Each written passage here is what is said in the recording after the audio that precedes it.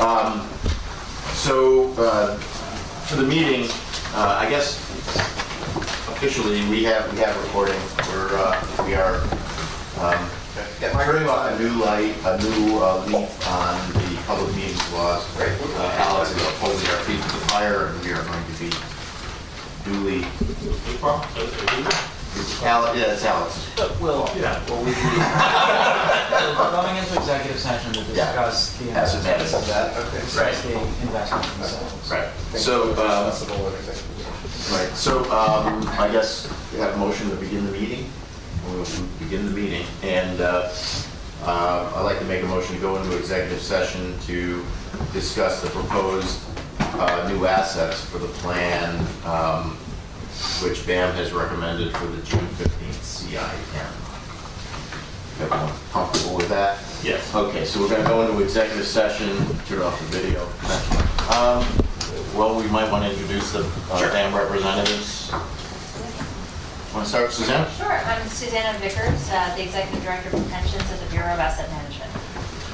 Mike Cadet, I'm Group Head of Public and Charitable Markets, Bureau of Asset Management. Miles Draycott, Risk Officer, Bureau of Asset Management. David Giga, the Assistant Controller for the Bureau of Asset Management. Thank you for coming. This is us. And Scott Evans on the line. I'm the Chief Investment Officer at BAM. Hey, Scott. So, Michael. Okay, sure. Our end result here today is we want to approve an asset allocation for BERS, and we had discussions with the Bureau of Asset Management and going back and forth on with some of the other consultants on this. So I passed out a one-pager that shows with the permutations that we went through and then the final recommended portfolio that I'd like to have approved, or at least forwarded onto the full trustee board. And let me lay out a few of the considerations that we went through in order to arrive at this, because I think they're relevant for where we want to be and subsequently where we want to be. I think it's kind of important here.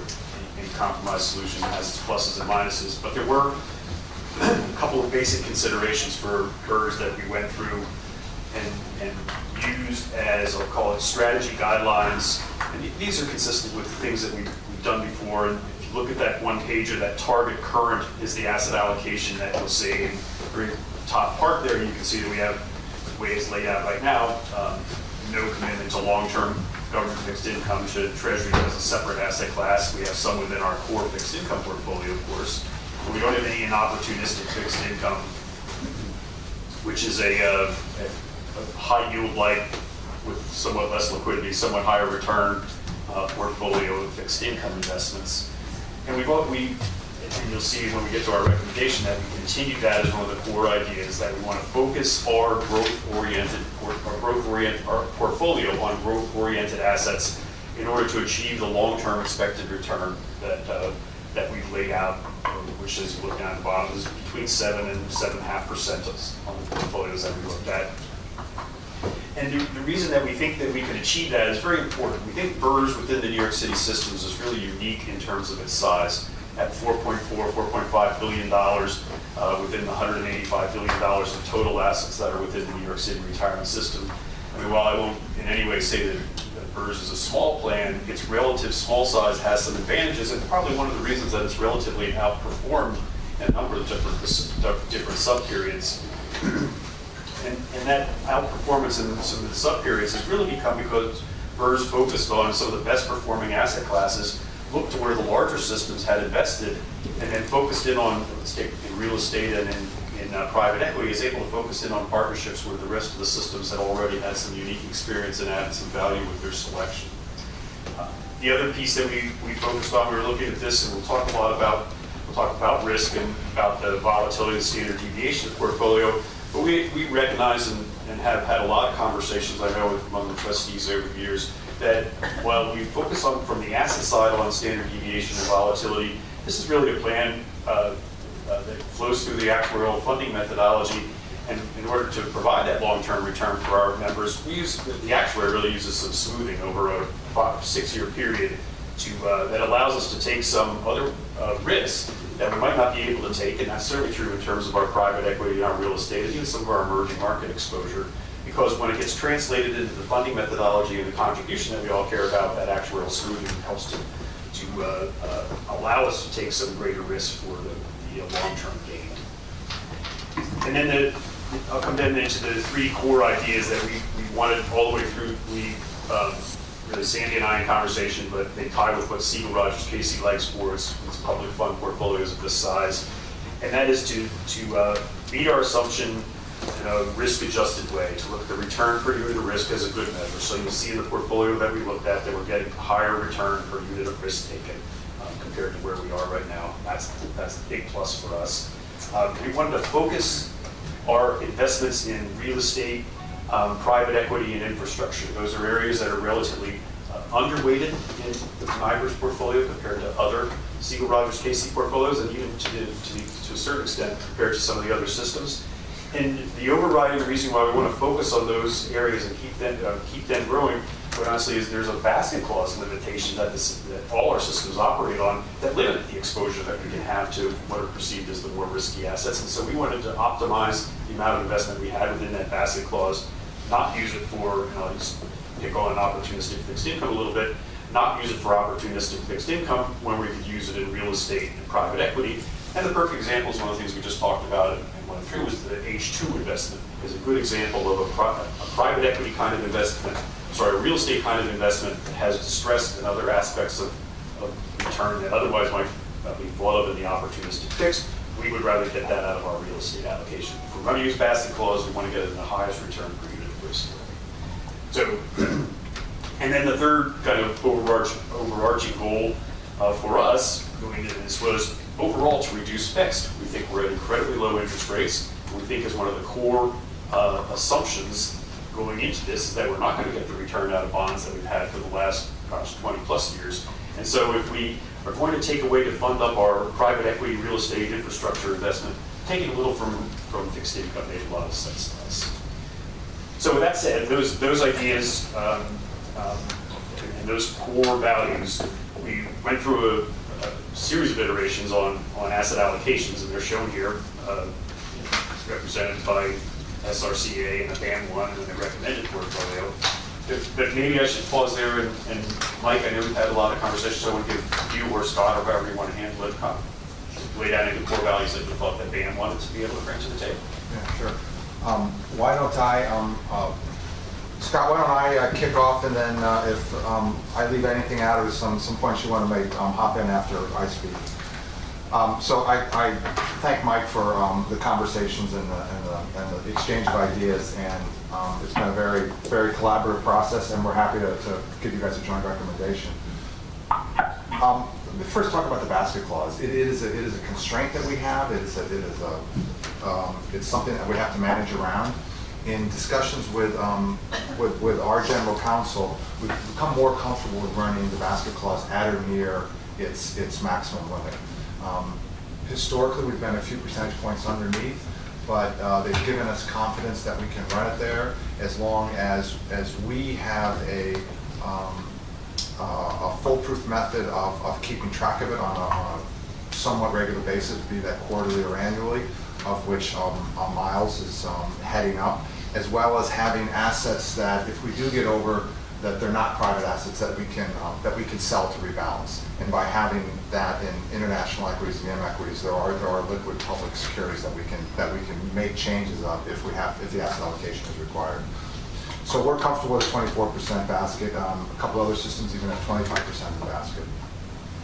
And then let me speak a little bit on the core fixed income part of the portfolio, because I think philosophically, maybe BAM agrees with Mike and disagrees with Mike at the same time. I concur that interest rates are at or near historical lows. I concur that Federal Reserve policy is extremely accommodative, and it has resulted in historic actions on the level of short interest rates as well as the expansion of the balance sheet. And without a doubt, it has influenced interest rates dramatically. I would add that U.S. interest rates are the benchmark risk measurement in all asset markets, and everything is priced off of that benchmark risk. So to me, to think about equities, U.S. equities anyway, embedded in the valuation of U.S. equities, which are by most measures on the expensive side of valuations, is the current interest rate policy.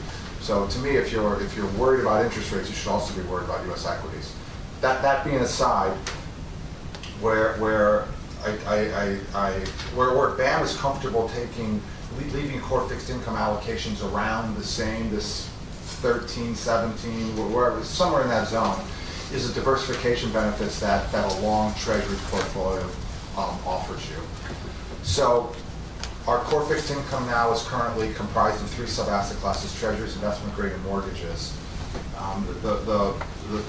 Where we're most comfortable is keeping core fixed income somewhere near where it is now in terms of total allocation, but then doing some reallocations within the sub-asset classes. And what we'd like to do is get the diversification benefits that long treasuries offer, and that is the historical negative correlation to equities. This portfolio is heavily weighted towards growth assets, and in an environment where growth assets are negative or underperforming, it's reasonable to expect with historical correlations and anticipated correlations that treasuries will offer a positive return. And secondly, when you think about scenario analysis, one of the risks we have to be cognizant of is the risk of global deflation. It's what we've been fighting since the global financial crisis. Monetary policy globally is in full reaction form against it. The world has yet to escape the disinflationary forces, and we're kind of in this balance between whether monetary policy is sufficient to get us out of this situation or whether we're going to plunge into lower inflation. And if we do get the environment where global inflation forces dissipate, a heavily tilted growth portfolio is going to, that part of the portfolio is going to struggle, while the deflation hedging aspect of it, which is the long treasuries offer, is going to outperform. And it offers diversification benefits. And I think where you see that is the drop in standard deviation of the portfolio when we stay with the 16% weight to core fixed income. So let me pause there. Scott, feel free to jump in, or any questions or comments. Yeah, this is Scott. Can you hear me? Yep. Okay, good. I just Mike handled it very well, but I just summarized it very briefly. If you look at the target portfolio today, it's got 30% in fixed income, a little over 60% in equities, and only 8% in alternatives. We completely agree with Mike that the portfolio ought to maximize its opportunity to have a diverse set of growth assets in this environment, and we wholeheartedly support the movement to increase the alternatives. You can see a big increase in alternatives in all of the scenarios, from where we are today at 8% up to just below or just above 20%. The big difference in these scenarios is whether you source that increase in alternatives from fixed income, in which case you raise the volatility of the portfolio, raise the riskiness of the portfolio, or whether you keep the level of fixed income fairly constant, trying to get more efficient use out of the various fixed income vehicles that you have. And as you can see, you're able to get a higher return, higher expected return over time, and lower risk at the same time, both very modestly, by doing the scenario all the way on the right, which is the compromise scenario that Siegel, Rogers, Casey, and BAM have agreed on. So you're able to combine all the insights into what we collectively think is an attractive package for the board to vote on. Thank you. Great. It's Ray. Thanks, Scott. I guess first I'd like to say thank you all for coming to a joint recommendation. I know there are strongly held beliefs on both sides about what the market is going to look like in these sort of immediate short term, as opposed to the longer term sort of liabilities that we face. I was saying earlier that I think it's important to have a point of view about what the short term is going to look like. It helps as you figure out how to put the assets in a portfolio like this that is a very long liability that they have. So I just like to say I appreciate everybody's work for this. Everybody's very make a joint recommendation confidently to us. And I personally have no earthly idea what the stock market is going to do. I don't. And I'm not even sure I have a point of view, frankly. I haven't mentioned April. Okay, so you're ahead of me. But I very much appreciate the thought and effort that has gone into this work. So on behalf of all of us, thanks. I don't personally have any questions about this specific recommendation. Thank you for the joint recommendation. Great. So the investment committee will recommend to the We board. will recommend to the board that we approve the asset allocation as proposed to the joint. So our board meeting is June 22nd. If BAM wanted to attend and be a participant in that process, you're welcome. We'll make sure you get the invitation. Was intended to start on time. It takes hard to get the quorum. You suggested it.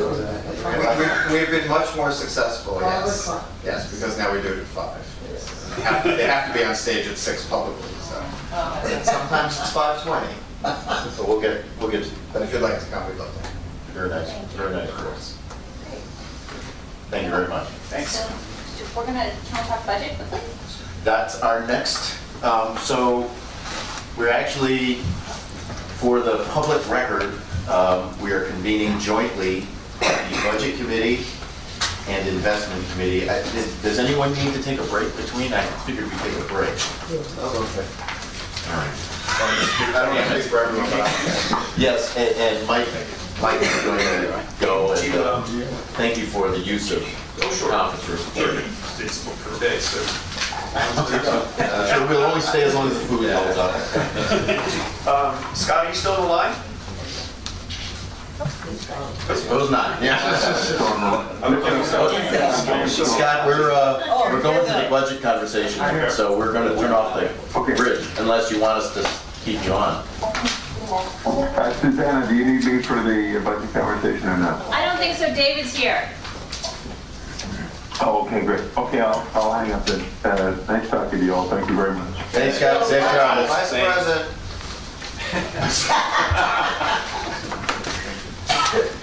Careful. He's an Amsterdam. So Dave, I think these days, they've got the dog sniffer. Yes.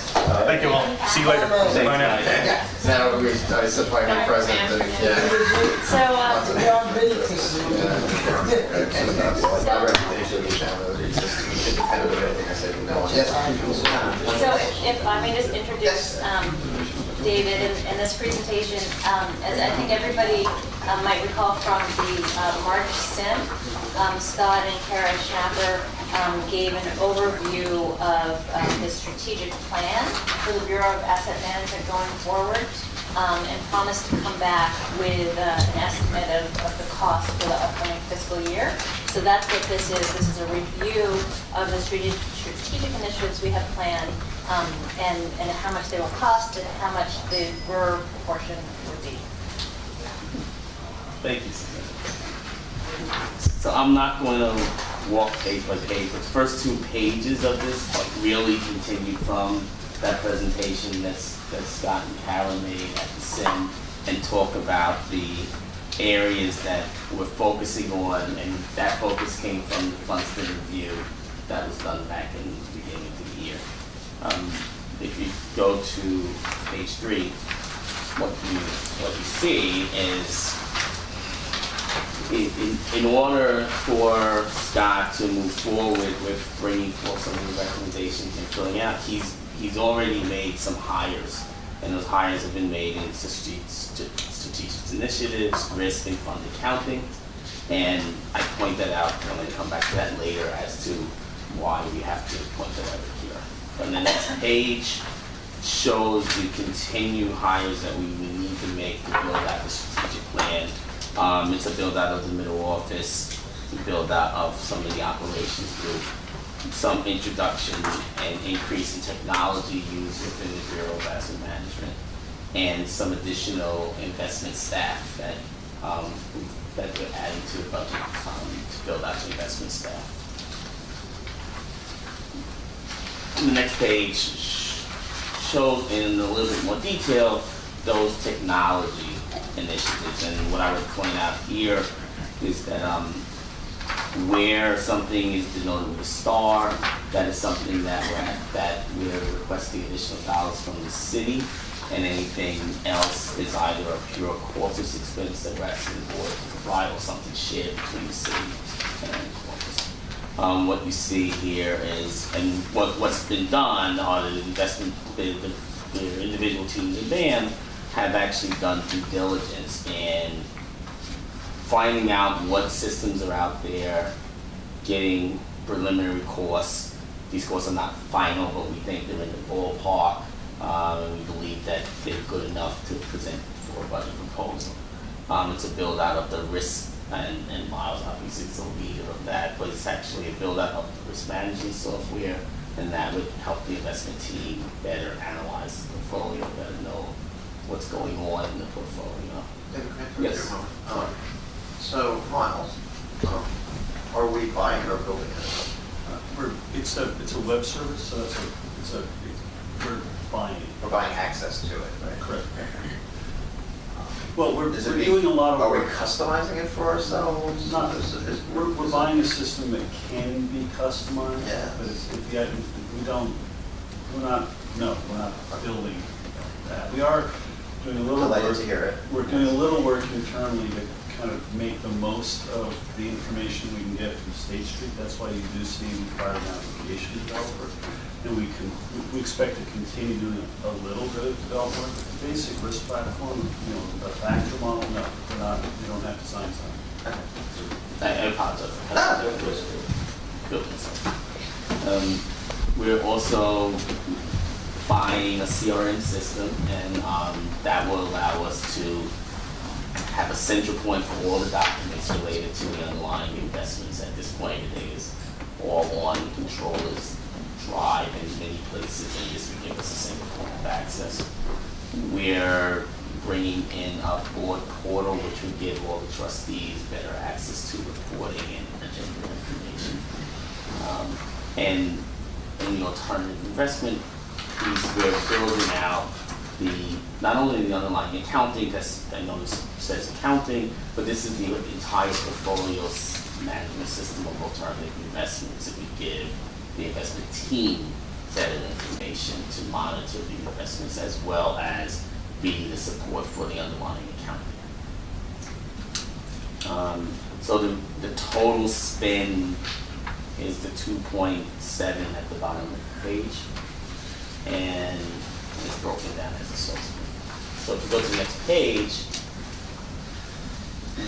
what's outlined here are improvements to the office and improvements to give the staff a better way of monitoring investments. The build out in the middle office, we've estimated a cost of $300,000. That includes consultants coming in to help us build out the middle office, as well as possibly some systems. The custody, which as you can tell is the large number here, that's to bring us from a monthly environment that we currently live in to a daily environment, which would give us much better, more accurate information, more timely information, and really help our staff keep track of the portfolio. And I'm sorry, David, is Yes. that all, that's not people, is it? Or is it? This is all This is also. just- This is OCGS. Okay. This is all two. The travel, Scott has a goal that we visit managers annually, if not more often. This is to allow the investment team to use the extra time that they now have in board meetings to travel and visit those managers. We have additional amounts of training for the staff. This approximates about $2,000 per person. And the 430K is additional subscriptions and databases so it's things like access to Bloomberg, it's descriptions for the various investment teams to actually help them monitor the environment that they're in. And that's the $4.3 million that you see.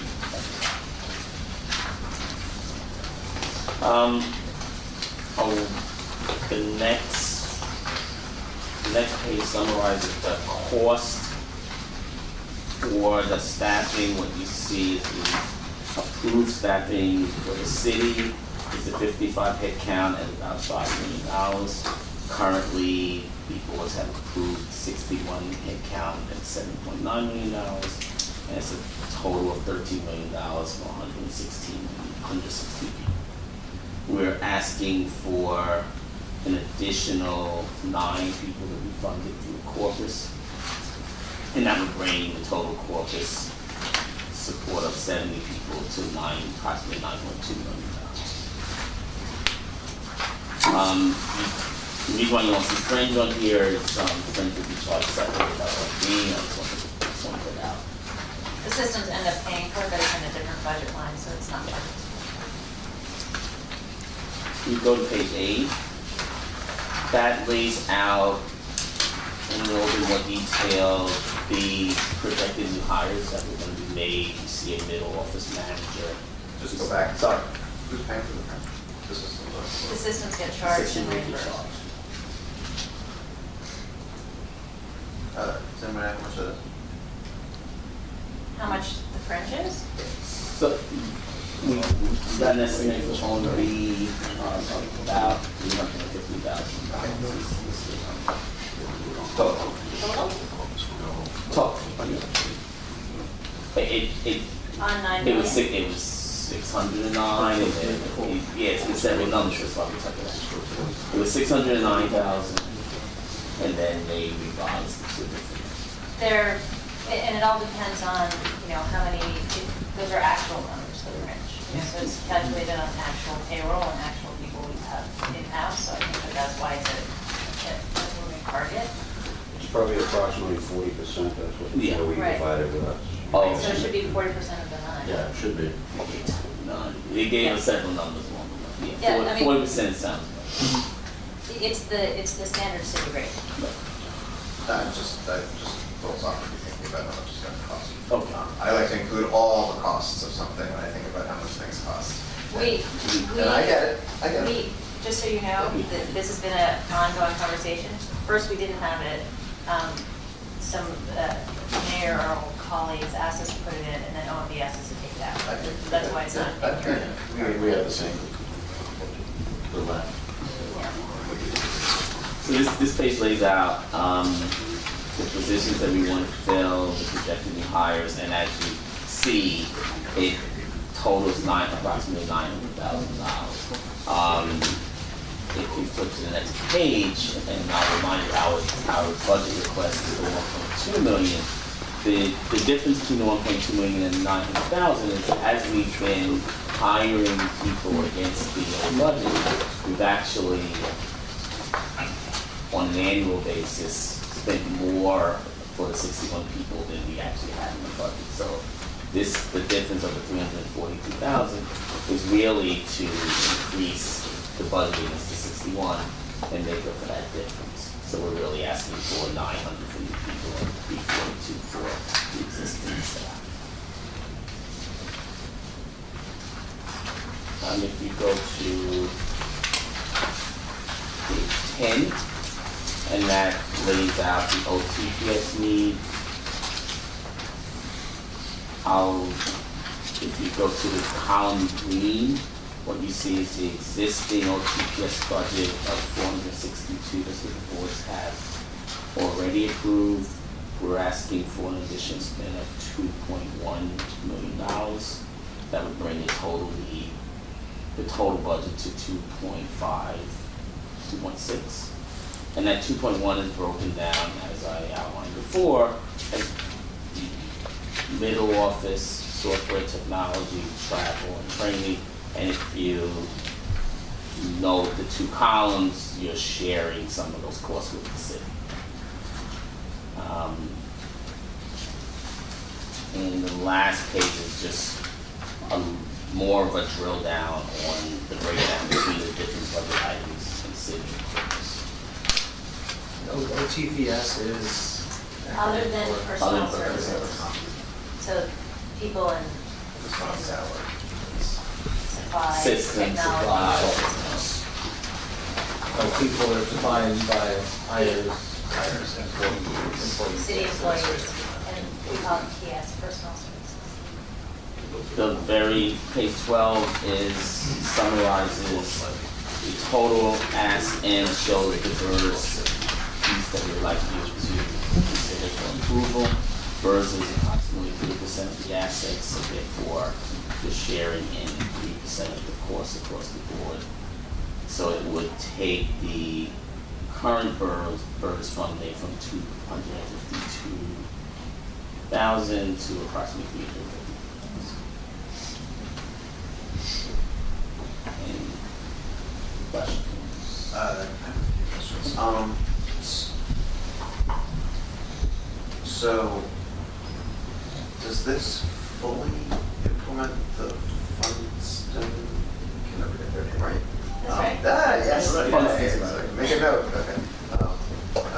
Reports, recommendations, or it's rolling, where there are subsequent. Next year will be. So this next is- year we will continue to build off of This those, is- right? We have focused on The some upcoming key elements. This is not all, but we do think they're some of the largest ones. But And do there we are. think this is? there was Do we would think this is it for the upcoming year? Yes, right? this This is for this fiscal is, year. And then in the subsequent year, Perhaps. more things might occur. yeah, I mean, Funston made a lot of recommendations. There were a lot of critical recommendations, and the critical recommendations are what, we're focusing on first. But I don't think that Scott Evans, is taking the Funston report as gospel and doing exactly everything they say in the way that they say to do it. So, you'll see a lot of recommendations in the Funston report that we may never implement, or that we may implement differently. So I think we kind of agree upon the big stuff, and that's what we're focusing on initially. But as we kind of go further out, there might be less of a focus on Funston and more on the direction that BAM is going based on Scott's leadership and ideas and things like that. Sure. So, I'm just thinking in the future. Yeah. I think these are the big ones. Like, I don't think you're going to see Another kind of- 40% next year. Yeah. Kind of. So another question I have is, can you guys report back to us quarterly or semi-annually, how, what the OTPS expenses that we're approving look like and how the hiring's going? Is Yeah. there some kind of Well, update or whatever? It could be verbal, or Yeah, whatever. the idea is at the SIM, to have Kara give an ongoing report, whether it's quarterly or semi-annual, on the strategic initiatives. And then, sort of as you know, we invoice you on our budget expenses, both PS and OTPS. And, that invoice, the structure and the data that's contained in that invoice is evolving. And what you ask for, some other people have asked for. So you'll see I that have no invoice. original thoughts whatsoever. I'm very much aware of that. Someone fed you the questions. So you'll see on the invoices, sort of a budgeted column versus an actual column. So it'll be very easy on a I think those invoices are quarterly basis, say, okay, so this is the amount of funding that you've allowed for this budget item, and this is how much we've spent. Great. Sandy, you'll work with BAM to keep track of them and report back. Absolutely. As a matter of fact, the group of executive directors of the system submitted a letter to BAM about 2 weeks ago. Without you guys. Yeah, 2 weeks ago, asking for just more detail in the invoice. Okay, that's all I have. Yes. Well, thank you so much. Thank you. Thanks for coming. Thank you. So, resuming our joint budget and investment committee meeting. Jean-Daniel Demar, or JD, is here. JD works for Rick Hedeman, our head of fiscal operations, and JD supervises and manages our accounting functions. And JD? All right, thank you for having me here. So this year's budget, the highlights is going to 17 million, 17.5. It's up from 30% from last year, but kind of a little bit lower than last year increases of 29%. The main drivers behind that increase are the personnel increase went up to 9%. This also, by the way, this includes the 3% contractual increase. Again, it's much lower than the 24% of last year. In your last page, you can see a parallel of the different years from 14, 15, 16, and 17. The other main driver behind that increase also is the loss of our 13th floor. Since we lose that floor, so we have to upgrade the 16th floor, and the total expense for this will be in the vicinity of $561,000. So in between construction and reallocation of furniture, that took a big dent in our budget. The final main item is the CPMS. It's now that we're going into maintenance, so it's no longer a non-recurring item. So we have to, for the recurring item, which is the 385,000. So this is going to be part of the regular BERS budget. But when you consider what the savings with Prudential going next year being decommissioned, that's a big. Just want to say the part that's changing is the portion of the system that's already live. The rest of the CPMS budget continues to be capital. Yes, no, I mean, this is only non-recurring. The non-recurring, we do not present the non-recurring because there is none for this year. For fiscal 17, there is no other additional requests. Just so you understand, we expect in 2017 that budget will have an in-place CPMS recurring cost of about $400,000 a year, call it $500,000 a year. Assuming we sunset the Prudential system, we'll be saving $3.9 million a year. So 2017 is the big year for us to transition. In addition to the highlights, one thing that we want to point out is the TD admin expenses and the loan expense fund. We forgot the TD admin expenses. The TD expenses used to be paid by the investment proceeds, but I think we're all aware that that's a position that the controller has been discussing for the past 2 years, that we should not, the TD is not entitled to those investment expenses, investment return. So we have to decide on what entity will have to pay for that. Is it the members or is it the corpus? So we're discussing with the controller, with the actuary, with the auditors, the new auditors, and we're also bringing in CRS to help us on those negotiations. So I'm sure Cindy will keep you up to date on those discussions.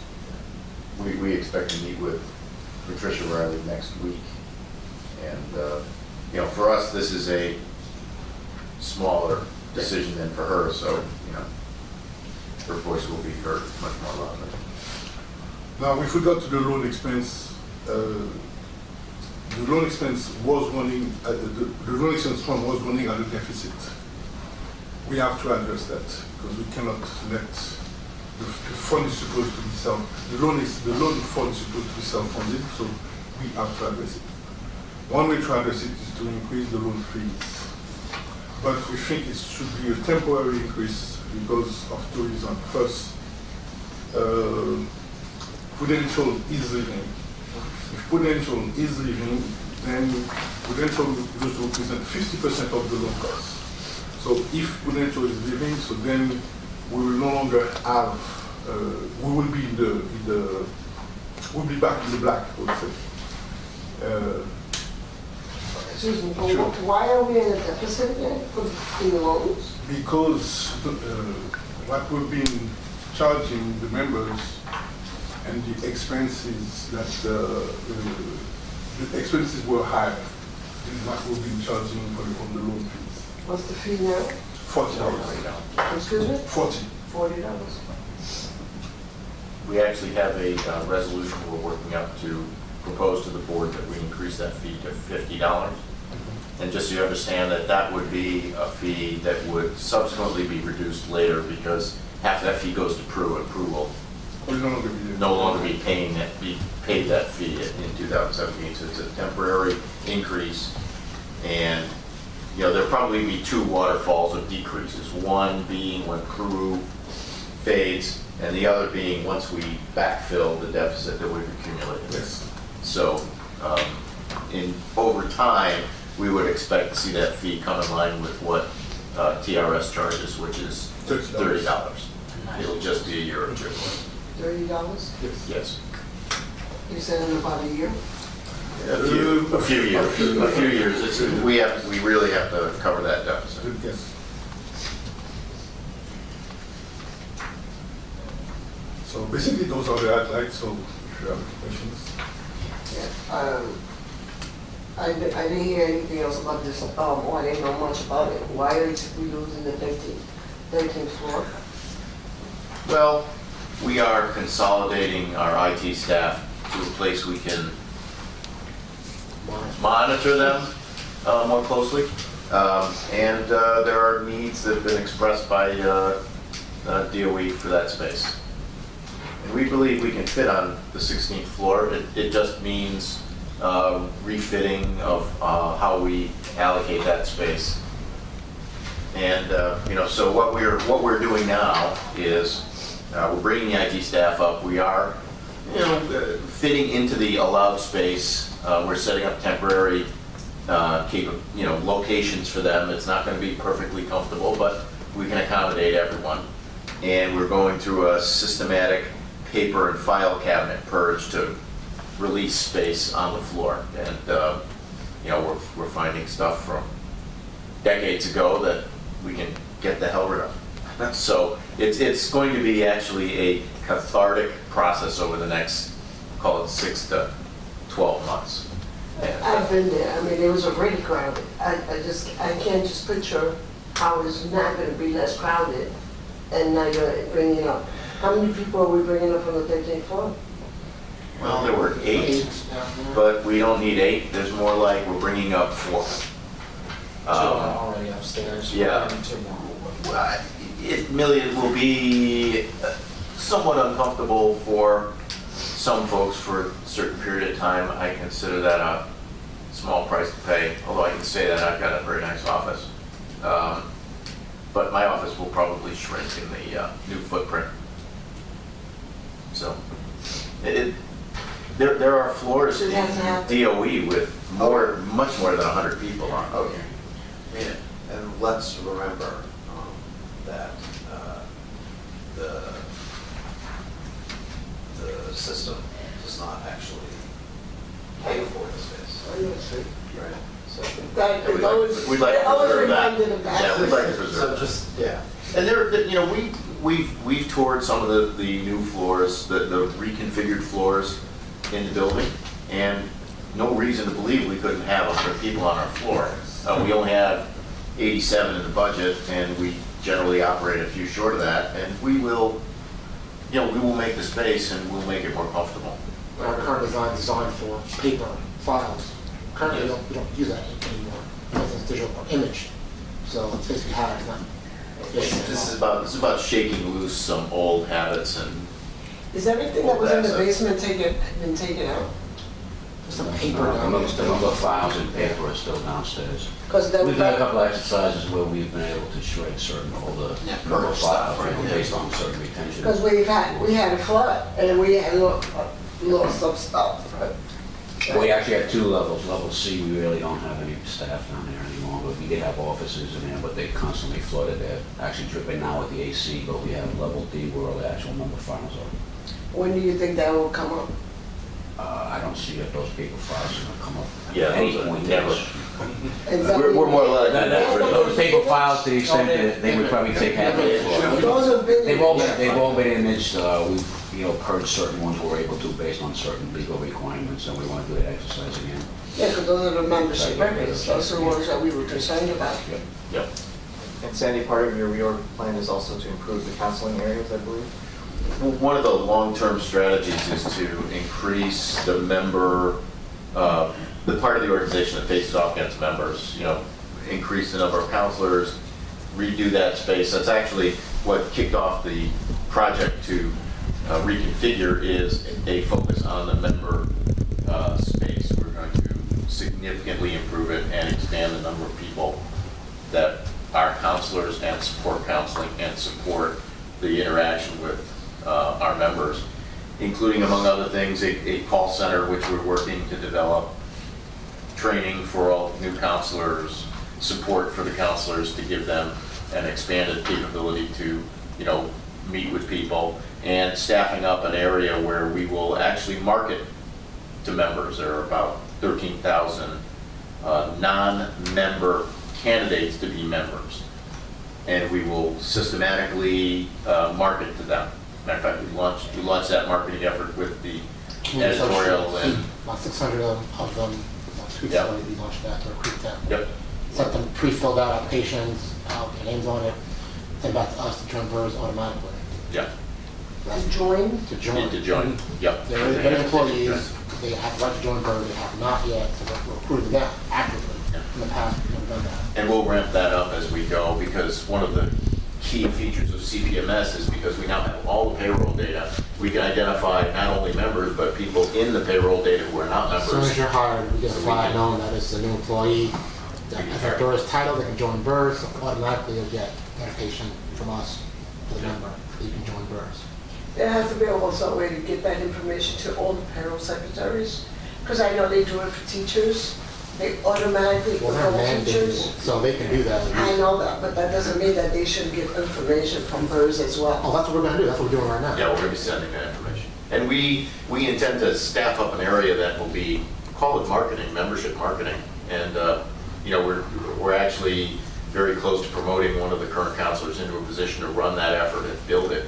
And Membership outreach coordinator. membership outreach, and that will focus on bringing in the union leadership in a coordinated process to market. That's what we had talked about, because it doesn't make sense not to be utilizing the union representatives Absolutely. that are out in the field every day Absolutely. to help bring in members. Absolutely. And thank you for going to my drug prevention conference and enrolling more members. No, it's, That was a great. we should be promoting this. There aren't enough people who save for their retirement. We're doing a good thing for people by marketing to them and convincing them to be a participant. The only thing, don't last 5,000 people in your local that are not BERS members. I know. And a lot of them don't attend the union meetings, that's the problem. Unfortunately, the knowledge out in the field, it depends on who your HR or. But they are, person is. that's always, I've been doing it, I've been discussing this forever. But they come in, somebody hires them, somebody fill out that paperwork for them. And, Well, just they're like they give advised, us that's a the check problem off. with the person filling out and collecting your paperwork, whether or not they let you know, or, it's And that's the unfortunately always been problem. the case. I mean, I know we, the union has been going to Yeah, hiring yeah. halls, but it should be more centralized, I think, that's my issue. We're developing that capability, and it's drafting right behind our new capabilities in CPMS. So, if there are any doubts about CPMS, just watching, we will be reporting to the board on, new membership applicants from the effort to market. We had 2 membership applicants in the first few days of the first launch of about 600 letters, and we're going to be monitoring that, and reporting to the board on it. And actually pretty excited about the potential to build the size of our organization. Not our organization, our plan and the fund. And it's not just a retirement plan also, they get disability coverage, coverage for the death benefit, TDA, and a lot of members, they don't know about that, or they assume that death benefits and disability coverage are a consequence of employment, but they're not. They're provided by the retirement system. And if you don't join, you're not covered. Education, education, education. Yeah, we have a good, we think we have a very good pitch. And we're very excited about it. Thank you.